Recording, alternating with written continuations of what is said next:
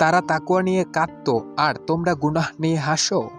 অন্তরের আমল হলো ঈমানের মূল এবং দ্বীনের ভিত্তি। আল্লাহ ও তার রাসূল সাল্লাল্লাহু আলাইহি সাল্লাম এর প্রতি মুহাব্বত, আল্লাহর উপর তাওয়াক্কুল, শিরক মুক্ত ইবাদত, আল্লাহর শুকর, আল্লাহর ভয়, আল্লাহর ফয়সালার সবর, আল্লাহর প্রতি আশা ইত্যাদির মতো অন্তরের আমলগুলো সকল ইমামদের ঐকমত্যে বান্দার উপর ফারদ্দ।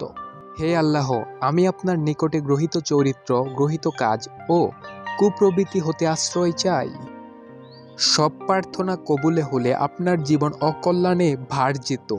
আপনার রব জানেন যে প্রার্থনাটা এখনই প্রবীণ করতে হবে, কোনটার সারা পরে দিবে আর অপেক্ষা করতে হবে কোনগুলো আপনার রব বিশ্বস্ত আর পরিকল্পনায় আপনার জন্য হতাশা লেখা নেই।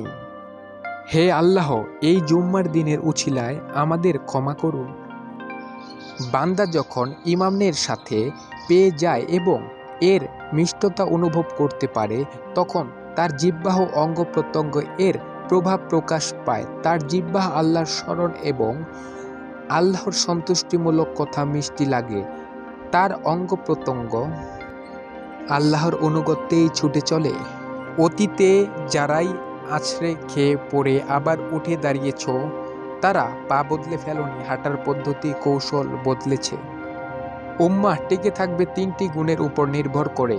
হে ঈমানদারগণ, তোমাদের মধ্যে কেউ দিন থেকে ফিরে গেলে অস্থিসত্বর আল্লাহ এমন এক সম্প্রদায় নিয়ে আসবে যাদেরকে তিনি ভালোবাসেন আর তারাও তাকে ভালোবাসবে। তারা মুমিনদের প্রতি কোমল আর কাফেরদের প্রতি কঠোর হবে। তারা আল্লাহর পথে যুদ্ধ করবে।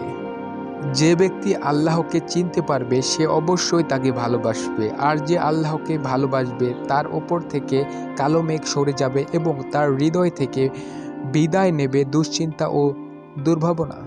স্বামী স্ত্রীর মধ্যকার যে অন্তরঙ্গতা হয়ে থাকে সেটার মতো মহান কোনো অন্তরঙ্গতা নেই। তোমাদের থেকে যা চলে গেছে অবশ্যই তার থেকে উত্তম কিছু পাবে। সূরা আনফাল এর ৭০ নম্বর আয়াত নাজিল করা হয়েছিল যে কারণে বর্তমান যুগের যুব সমাজের প্রেমিক প্রেমিকার হার্ট ভাঙবে এ বিষয় নিয়ে। বদর যুদ্ধে বন্দিগতকে মুক্তিপণ নিয়ে ছেড়ে দেওয়ার বিষয় নিয়ে। জীবন বাঁচানোর তাগিদে ডুবন্ত ব্যক্তির মারিয়া হয়ে খুরকুটো পাকড়ে ধরার মতো অন্তত মুক্তির জন্য কোরআন কারিমকে আঁকড়ে ধরব।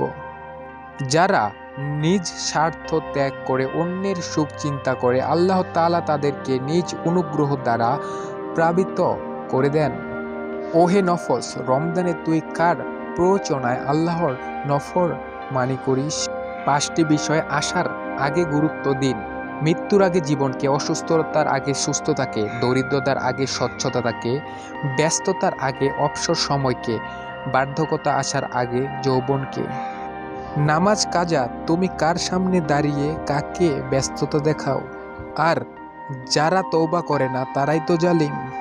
আমি সাক্ষ্য দিচ্ছি যে আল্লাহর ওয়াদা সত্য আর জাহান্নাম কাফিরদের শেষ ঠিকানা। আর আরশের ওপর রয়েছে রাব্বুল আলামিন, আর নিশ্চয় আরশ তা তো পানির ওপর ভাসছে, আর সে আরশকে বহন করছে শক্ত সামর্থ্য আল্লাহর নিশাল লাগানো ফেরেশতাগণ।